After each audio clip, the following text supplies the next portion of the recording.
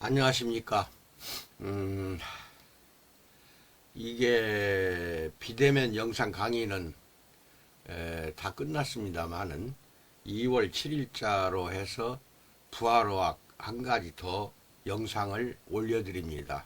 이 영상을 늦었지만 수요일 2월 8일날 올립니다.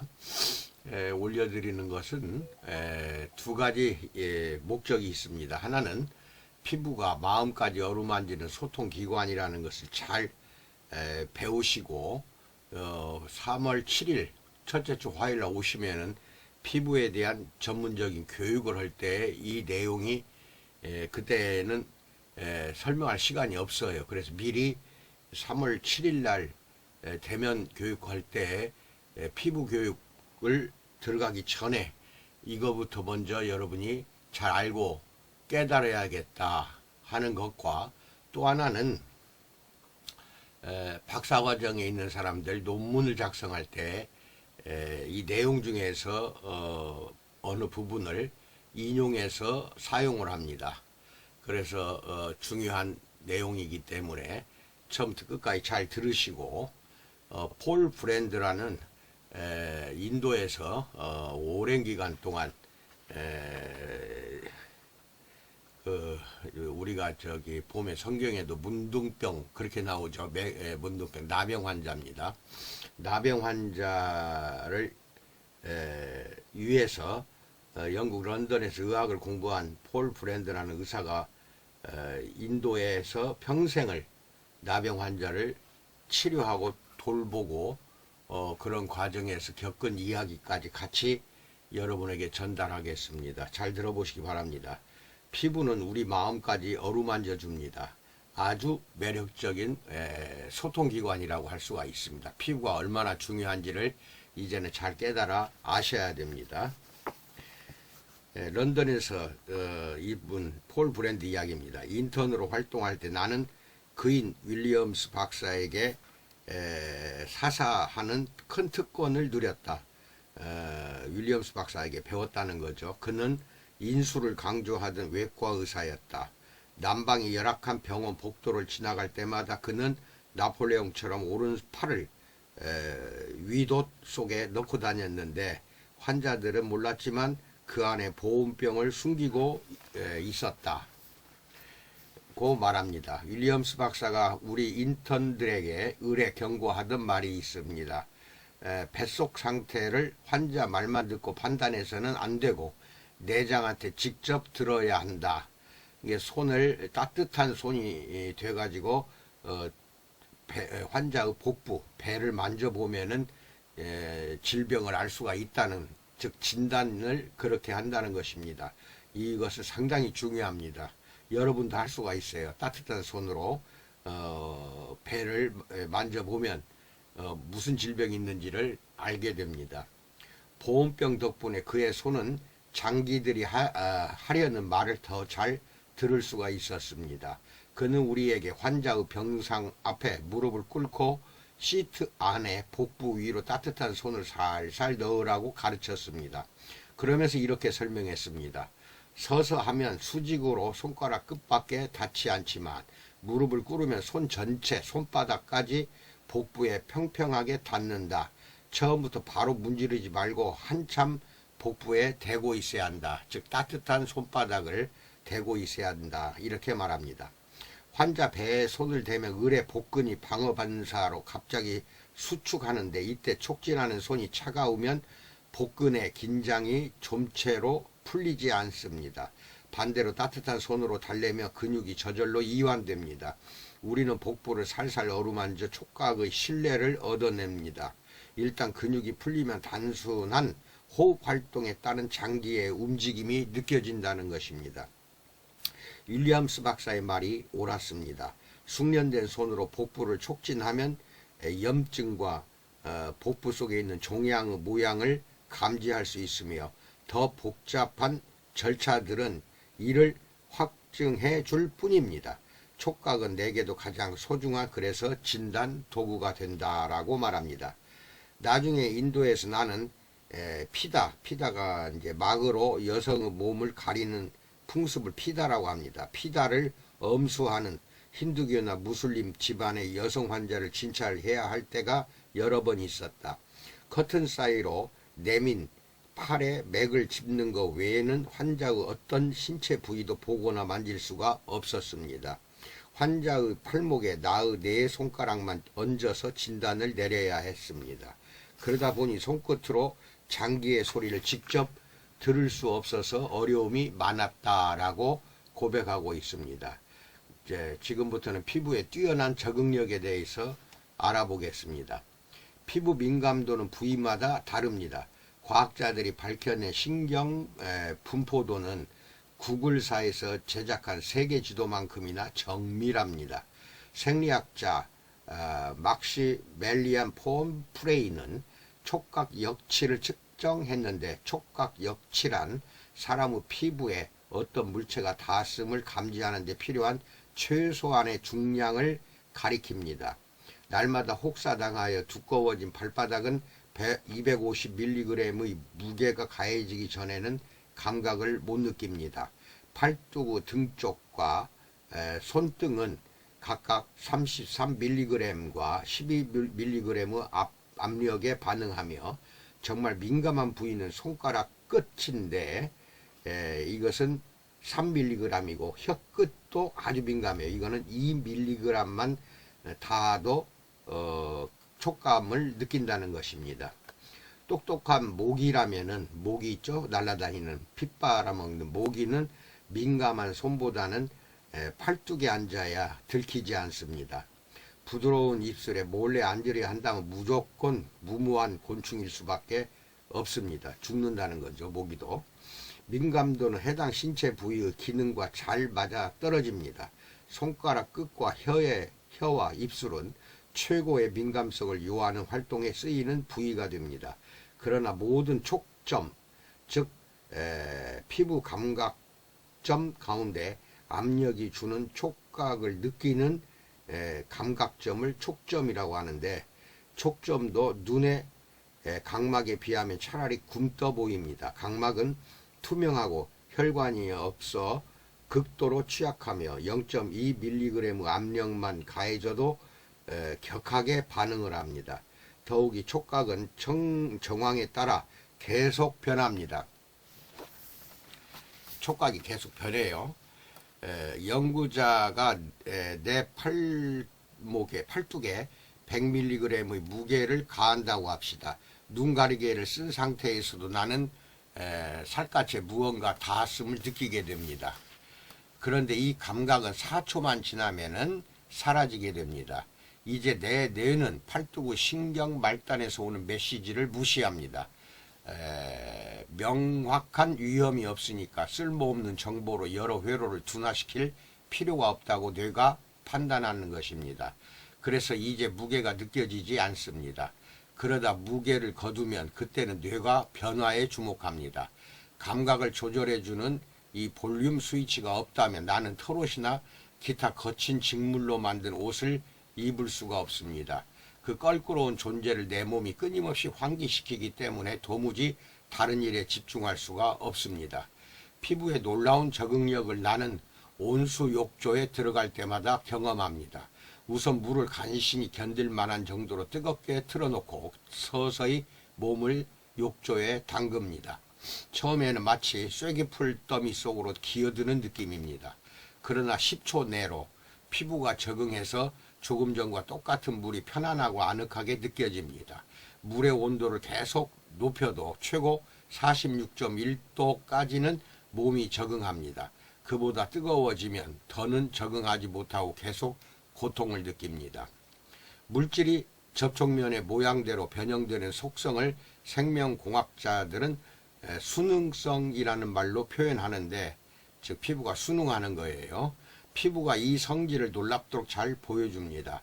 한센병 환자, 나병 환자예요. 한센병 환자들의 둔감한 손발에 맞는 신발과 여러 연장을 설계해 보려고 나는 수많은 시간을 들여서 살아있는 피부의 해부 조직을 공부했습니다. 손바닥 피부 밑에는 지방 알갱이들이 있는데 모양과 점도가 팥죽과 비슷합니다. 이 부위가 어디냐면 손바닥에 있는 부위는 맨 피부의 표피는 5개의 층으로 되어 있는데 맨 위에가 각질층, 그 다음에 두 번째가 투명층, 세 번째가 과립층, 그 다음에 유국층, 그 다음에 맨 밑에 5번째가 기저층인데 손바닥은 투명층부터 시작이 됩니다. 그리고 손등은 각질층부터 시작이 돼요. 이게 각질을 벗게 되면 투명층이 나오는데 그게 손바닥인데 이 손바닥은 엘레이딘이라고 해서 지방 덩어리로 되어 있습니다. 그게 콜라겐이 그 막을 씌워줬어요. 지방막을 만들어서 콜라겐이 씌우고 있는 게 투명층입니다. 지방알갱이는 아주 유연해서 거의 액상 같기 때문에 손바닥을 말하는 거예요. 자체로는 모양을 유지할 수가 없습니다. 그래서 촘촘히 얽힌 콜라겐 섬유에 쌓여 있습니다. 그물자루에 넣어놓은 풍선들과 같습니다. 볼과 둔부에는 지방은 많지만 콜라겐은 적습니다. 이중턱이나 처진 엉덩이 살로 고생해 본 사람이라면 누구나 압니다. 반면에 손바닥처럼 압력을 많이 받는 부위는 지방이 섬유 조직에 단단히 둘러싸여 있으며 구조는 정교한 자수 있죠? 자수와 비슷합니다. 내 손바닥에 망치를 쥐어봅니다. 지방세포 뭉치마다 압력을 받아서 모양이 변합니다.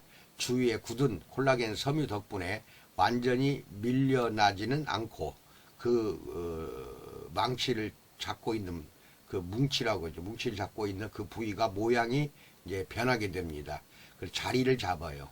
그래서 이렇게 피하 조직은 계속 미세하게 움직여서 순응을 합니다. 조직의 모양과 압력 부위를 망치 손잡이의 모양에 정확히 맞추는 것입니다. 그러니까 망치 들고 한참 일을 해도 손바닥에 무리가 가질 않잖아요. 자리를 잡으니까 그래요. 공학자들은 이 신기한 속성을 분석하며 경탄을 금치 못합니다. 힘과 유연성이 이처럼 완벽하게 조화를 이루는 물질을 공학자들은 도저히 만들어낼 수가 없기 때문입니다. 못 만들어내요. 피부 조직이 지금보다 더 단단하다면 둔감해서 얇은 유리잔을 손에 쥘 때 으스러뜨릴 수도 있고 더 무르다면 물체를 꽉 쥘 수가 없을 것입니다. 내 손으로 물체, 즉 잘 익은 토마토나 등산용 지팡이, 고양이 또는 타인의 손등을 감쌀 때면 지방과 콜라겐이 알아서 자리를 조정해서 해당 물체에 맞는 모양을 만들어줍니다. 그러면 접촉 부위가 분산되어 센 압력이 어느 한쪽으로만 몰릴 일이 없습니다. 이와는 대조적으로 나는 유골의 손뼈에 망치를 들려본 적이 있습니다. 이 손은 표면이 너무 딱딱해서 망치 손잡이에 닿는 접촉점이 대략 4곳뿐입니다. 유연한 피부와 피하 조직이 없기 때문에 망치질을 몇 번만 해도 접촉점마다 염증과 궤양이 발생할 것입니다. 내 손의 경우는 수능성 덕분에 충격이 살갗 속의 손 전체로 흡수가 됩니다. 공학계에 종사하는 내 동료들에게 특별한 의미가 있는 수능성이라는 단어는 물리적 몸에만 아니라 영적 몸인 교회에도 시사하는 바가 큽니다.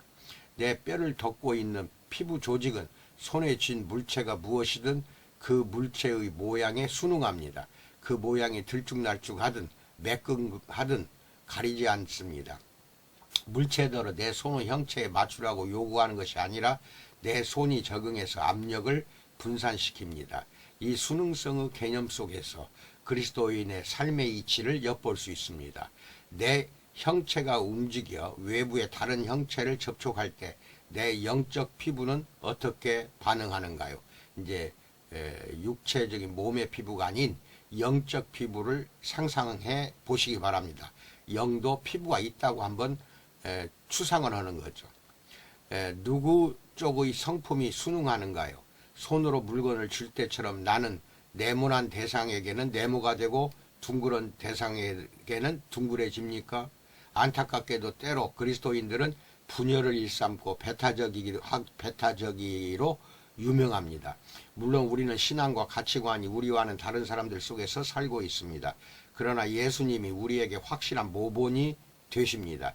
그분은 재정적, 도덕적 밑바닥 인생들에게는 물론이고 멸시받던 소수 집단들과 로마 장교들에게도 받아들여졌습니다. 사랑과 용서의 메시지인 기쁜 소식을 타협하지 않으면서도 용케 다양한 집단 사이를 유연하게 넘나드셨습니다. 사도 바울은 고린도전서 9장에서 몸의 비유를 완성의 경지로 끌어올렸는데, 성경 메시지 성경이라는 게 있어요. 메시지 성경에서는 그것을 이렇게 의역을 했습니다. 고린도전서 9장 19절로 23절 말씀입니다. 나는 어느 누구의 요구나 기대에 매이지 않는 자유인이지만 다양한 부류의 사람들에게 다가가려고 자발적으로 모든 사람, 즉 종교인들, 비종교인들, 매우 신중한 도덕가들, 자유분방하게 사는 부도덕한 자들, 실패한 자들, 타락한 자들의 종이 되었습니다. 나는 그들의 생활 방식을 받아들이지는 않았습니다. 나는 그리스도 안에 내 뜻을 두었지만 그들의 세계로 들어가서 그들의 관점으로 경험하고자 했습니다. 즉 동화되지는 않았다는 겁니다. 그 안에서 살더라도 동화되지 않았다, 이 뜻입니다. 두 번째, 지방 피부세포 정서를 움직이다에 대해서 알아봅니다. 해리 F. 할로우 박사는 위스콘신 대학교에 있는 자신의 실험실에 서서 새끼 원숭이들을 지켜보기를 좋아했습니다. 원숭이들은 우리 있죠? 왜 그 가두어 놓고 키우는 우리에 깔린 담요의 일종의 정서적 애착을 보였습니다. 호기심이 일어 관찰해 보니 그들은 담요를 매만지며 그 옆에 꼭 붙어 있었고, 아이가 곰 인형에게 정을 붙이듯 담요에 정을 붙였습니다. 담요를 깐 우리에서 자란 원숭이들은 바닥이 철망으로 된 우리에서 자란 원숭이들보다 실제로 더 건강하고 덜 불안해 보였습니다. 이런 차이는 혹시 담요의 보드라운 감촉에서 비롯된 것일까요? 라고 이제 상상한 것이죠. 이게 새끼 원숭이들을 말하는 겁니다. 어린 새끼 원숭이. 이게 우리 인간도 잘 생각하세요. 어렸을 때 어린아이, 젖먹이 어린아이를 말합니다. 할로우는 뽀송뽀송한 직물로 원숭이 어미 모양을 만들고 뒷면에 전구를 달아 우리를 따뜻하게 해 주었습니다. 이 기발한 가짜 어미의 몸에는 고무 젖꼭지도 달려 있어서 새끼들이 빨면 연결된 관에서 젖이 흘러나왔습니다. 새끼들은 이 가짜 어미를 열렬히 환영했습니다. 왜 그렇지 않겠는가요? 이 어미는 한시도 곁을 떠나지 않았을 뿐더러 실제 어미와는 달리 새끼를 거칠게 다루거나 물거나 밀어내지도 않았습니다. 무생물 어미 모양으로 새끼를 기를 수 있음을 확인한 할로우는 다음 단계로 어미와의 신체 접촉의 중요성을 측정하기로 했습니다. 그래서 새끼 원숭이 8마리를 대형 우리에 넣고 직물로 만든 어미 모형 외에 순전히 철망으로 만든 어미 모양도 함께 넣어 주었습니다.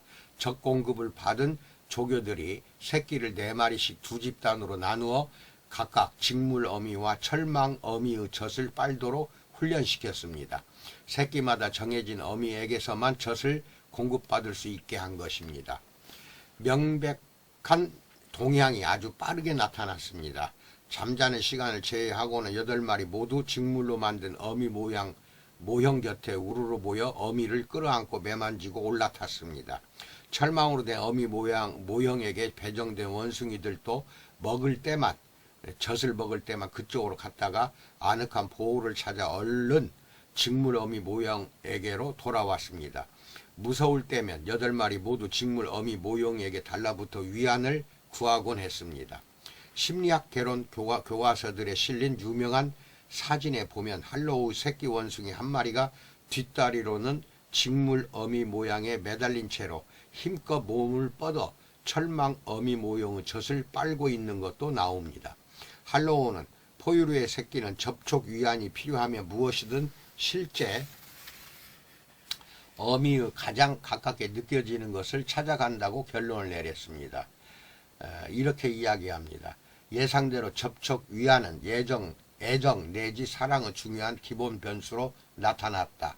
그러나 그 변수가 수유의 변수를 거의 완전히 잠식할 줄은 미처 몰랐다. 실제로 양쪽 격차가 어찌나 큰지 새끼와 어미의 잦고 친밀한 신체 접촉을 확보하는 게 수유의 주요 기능으로 보일 정도다. 확실히 사람은 젖으로만 살 수는 없다라고 평하고 있습니다. 인류학자 애슬리 몬터규는 탁월한 대표작 터칭, 우리나라도 이게 번역돼서 나왔네요. 터칭이라는 책에서 앞 실험을 비롯해 많은 유사한 실험들을 소개했습니다. 그에 따르면 동물의 새끼가 제대로 성장하려면 어미와의 친밀한 신체 접촉이 반드시 필요합니다. 인간을 제외한 모든 포유류, 즉 개와 고양이를 떠올려 보십시오. 포유류는 시간을 들여 새끼를 핥아줍니다. 출생 후에 핥아주지 않으면 대개 새끼가 죽으며 배설하는 법도 끝내 배우지 못합니다. 몬터규가 내린 결론과 같이 핥아주면 꼭 필요한 촉각 자극이 채워집니다. 이 촉각이에요. 반려동물이 있는 사람들은 알겠지만 동물의 신체 접촉 욕구는 자라서도 없어지지 않습니다. 고양이는 등을 구부려 주인의 다리에 비벼대고 개는 배를 만져달라며 바닥에 누워 몸을 흔듭니다. 원숭이는 몇 시간이고 동료의 털을 빗질하며 다듬어 줍니다. 몬터규는 인간의 경우 상고 중에 겪는 촉각 자극이 아기에게 반드시 필요할 수도 있다고까지 말합니다. 출산 과정이 이토록 고되고 오래 걸리는 것은 인간뿐입니다. 14시간 남짓한 시간 동안 이루어지는 자궁 수축은 여태 산모 입장에서만 설명되었고 태아 입장에서는 설명된 적이 없지만 몬터규에 따르면 그 기간에 아기에게 가해지는 요긴한 자극을 통해 특정한 신체 기능이 최종 완성되는지도 모릅니다. 그래서 그는 제왕절개로 태어난 아기들이 사망률도 높고 호흡곤란 증후군 발병률도 높은 것이 혹시 이 때문이 아닌지 의문을 제기합니다. 출산 과정에서 촉각 자극이 어떤 역할을 하는지는 아직 추론 단계지만 출생 후에 가지는 신체 접촉이 필수라는 점만은 확실히 입증되었습니다. 불과 1920년까지만 해도 미국 내 일부 고아원의 유아 사망률은 100%에 육박했습니다. 그 즈음 보스턴의 프리츠 텔벗 박사가 독일에서 도입된 따뜻한 사랑의 보살핌이라는 개념은 그리 과학적이지 않아 보였습니다. 뒤셀도르프에 있는 아동병원을 방문했을 때 병약한 아기를 안고 얼으며 계속 병원 안을 서성대는 한 노파가 그의 눈에 들어왔습니다. 가이드는 저분은 안나 할머니입니다. 의학적으로 취할 수 있는 조치를 다 취했는데도 아기가 호전되지 않으면 그때는 아기를 안나 할머니에게 맡깁니다. 그러면 감쪽같이 해결되지요 라고 말했습니다. 텔벗이 이 신개념을 미국 기관들에 제의하자 행정가들은 단순 접촉이라는 별난 방법으로 아이를 더 잘 돌볼 수 있다는 그의 생각을 비웃었습니다. 당시는 행동주의 심리학자들이 부모들에게 아기를 안아주거나 응석바지로 기르지 말라고 조언하던 때였습니다.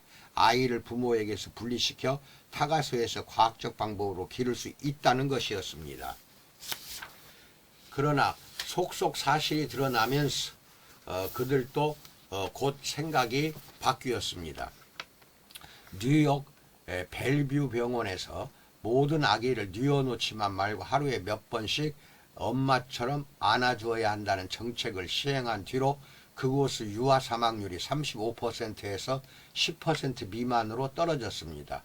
더 최근에는 루마니아의 여러 고아원에서 신체 접촉 없이 자란 아이들을 연구한 결과 신체와 정신 모두 발육이 부진한 비율이 높게 나타났습니다. 이런 결과에도 불구하고 신체 접촉은 지금도 평가절하되고 있으며 여간에서 유아 발육에 꼭 필요한 요소로 생각하지를 않습니다. 대체로 사회계층이 높을수록 부모가 아기를 만져주는 횟수는 더 뜸해집니다. 한 연구에 따르면 미국 아버지들이 자녀와 살을 맞대는 시간은 하루 평균 30초에 불과합니다. 일부 중증 장애아에게는 신체 접촉만이 유일한 치료법일 수도 있습니다. 특히 자폐아의 경우에는 꾸준히 만져주어야 혼자서만 웅크리고 있는 고립에서 아이를 이끌어낼 수 있습니다. 몬터규의 결론에 따르면 피부 위상은 눈이나 귀보다도 높아서 감각기관 가운데 최상위를 차지합니다. 바깥 세상의 정보를 전달할 뿐 아니라 기본 정서까지도 지각하기 때문입니다. 나는 사랑받고 받아들여지고 있는가? 세상은 안전한 곳인가? 적대적인 곳인가? 이런 원초적 확신이 삼투압처럼 피부에 스며듭니다. 신체 접촉의 은유는 우리의 어휘 속에도 스며들어 남을 대하는 방식을 표현해 줍니다. 우리는 사람을 잘못 건드리기도 하고 반대로 가려운 데를 긁어주기도 합니다. 귀가 얇은 사람도 있고 살살 손대야 할 사람도 있습니다. 우리는 낚아주기 얇거나 두껍고 또 아픈 데를 들쑤실 수도 있습니다. 대인관계의 촉이 좋거나 나쁘기도 합니다. 신체 접촉에는 위험이 따릅니다. 신체 접촉은 자칫 상처 있고 위로받기를 거부하는 배우자에게서는 철갑같이 냉담한 저항을 혼자 있게 해주세요라고 고집하는 아이에게서는 심드렁한 무시를 유발할 수 있습니다. 그러나 전류처럼 짜릿한 성관계도 접촉을 통해 이루어지며 이는 서로를 동시에 만져주는 공생의 시간입니다.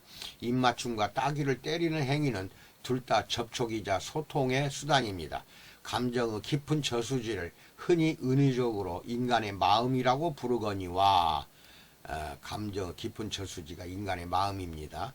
피부세포는 거기로 들어가는 쭉 뻗어 있는 길입니다. 그래서 인간의 마음속으로 들어가는 통로가 되는 것이 피부다, 이런 뜻입니다. 세 번째는 사랑을 표현하는 매체에 대해서 간단히 설명합니다. 영적 몸인 교회의 피부도 소통기관이요. 여기서 말하는 교회는 예수를 믿고 예배를 드리는 신자들이 하나하나가 다 교회입니다. 즉 건물을 말하는 것이 아니라 믿는 사람을 말합니다. 교회는 영적 몸인 교회의 피부도 소통기관이요 사랑을 표현하는 매체입니다. 예수님이 이 땅에서 어떻게 행하셨는지를 돌이켜보면 그분은 손을 뻗어 시각장애인의 눈을, 한센병 환자의 살갗을, 다리를 저는 사람의 다리를 만지셨습니다. 어떤 여인이 그분의 치유력을 받고자 군중 속에서 밀착해 왔을 때 그분은 능력이 빠져나간 줄 아시고 무리를 멈춰 세우시며 내게 손을 댄 자가 누구냐? 이게 뒤에서 예수님의 옷을 잡았는데 그게 혈루병이 치료가 됐어요. 그 여인의 오래된 혈루병이. 혈루병은 이제 피가 흐르는 병이에요. 수시로 여자 아래에서 피가 흐르는 병. 내게 손댄 자가 누구냐라고 물으셨습니다. 그분이 만지시면 능력이 전해졌습니다. 그래서 치유가 됐다, 이것입니다. 예수님이 왜 그렇게 자주 사람을 만져서 치유하셨는지 간혹 해질 때가 있습니다. 그중 다수는 틀림없이 볼품없는 데다 당연히 병들고 불결하고 악취를 풍겼습니다. 그분은 요술지팡이를 흔드실 수도 있었습니다. 그랬다면 일일이 만져주실 때보다 더 많은 사람에게 영향을 미치셨을 것입니다. 기적을 체계화하여 중풍 환자들은 저쪽에, 열병 환자들은 이쪽에, 한센병 환자들은 그쪽에, 이런 식으로 군중을 병증별로 나눈 뒤에 손을 들어 각 집단을 단체로 치유하셨다면 효율적이었을 것입니다. 그런데 그분은 이런 방법으로 하지 않고 다른 방식을 택하셨던 것입니다. 예수님의 사명은 질병 퇴치가 아니었습니다. 우리 성경의 사복음서 보면은 예수님이 병자를 고친 것이 아주 많이 나와요. 그런데 그것은 예수님의 사명이 아니라는 겁니다. 질병 퇴치는. 그렇지 않고서야 왜 세상에 수많은 사람을 치유하지 않고 그대로 두셨으며 왜 제자들에게 자신이 일으킨 기적에 대해 함구 명령을 내리셨는가요? 내가 치료했다는 거 밑 다물으라고 했거든요. 제자들에게. 그분의 사명은 개개인을 섬기는 것이었는데 질병을 고치는 게 아니라 우리를 섬기는 거. 섬기러 왔어요. 이 땅에 예수님이. 마침 그중 일부에게 질병이 있었던 것입니다. 그분은 그들 한 사람 한 사람이 자신의 사랑과 긍휼을 느끼기를 원하셨던 것입니다. 군중에게는 사랑을 쉽사리 내 보이실 수 없음을 아셨습니다. 사랑은 대개 신체 접촉을 수반하기 때문입니다. 앞서 말했듯이 예수님을 따르는 우리는 식료품과 의약품 같은 차원을 가난한 이들과 나누어야 합니다. 그런데 해외에서 그런 활동에 쭉 몸담으면서 내게 이런 확신이 생겼습니다. 그런 사랑을 가장 잘 표현하려면 사람을 직접 대면해야 한다는 것입니다. 가난한 이들과의 대인 접촉에서 멀어질수록 우리는 예수님이 보이신 사역의 모습에서 갈수록 멀어집니다. 여기까지 해서 이야기를 합니다. 중요한 것은 질병 치유할 때 손을 대거나 하는 이유를 이제 아셔야 돼요. 예를 들어서 셀제를 전신에 환자의 몸에 발라요. 어디 통증이 있다, 어깨 통증, 허리 통증, 또는 어디가 아프다, 두통이다, 이런 통증이 있는 데를 예를 들어 봅시다. 셀제를 바를 때 거기에 이렇게 어루만져 줍니다. 셀제를 두껍게 바르면서 이렇게 문질러 주는 작업, 어루만져 주는 그 피부 촉감으로 인하여 상대방이 오히려 치유가 되는 것입니다. 여러분 잘 아셔야 돼요. 그냥 툭 발라주고 너 알아서 해, 이렇게 하는 것이 아니라 직접 발라주는 것. 그래서 손의 촉감으로 상대방에게 여러분의 사랑을, 즉 질병을 치유하고자 하는 여러분의 그 사랑을 전달이 되면 될수록 치유는 신속하게 더 빠르게 나타납니다. 피부는 그 마음까지도 만져주기 때문에 그렇습니다. 여기까지 말씀드렸습니다. 여기 내용 중에 여러 부분은 논문에도 작성할 때 인용할 것입니다. 그렇게 잘 하시고, 이것을 수요일 2월 8일 내일 여러분 그 카톡방에 올려드리겠습니다. 그리고 우리 코스 뿐만 아니라 내가 아는 지인들까지도 다 일일이 하나씩 들어보라고 보낼 것입니다. 그렇게 하시기 바랍니다. 건강하시고 늘 승리하는 여러분이 되시기를 축원드립니다. 감사합니다.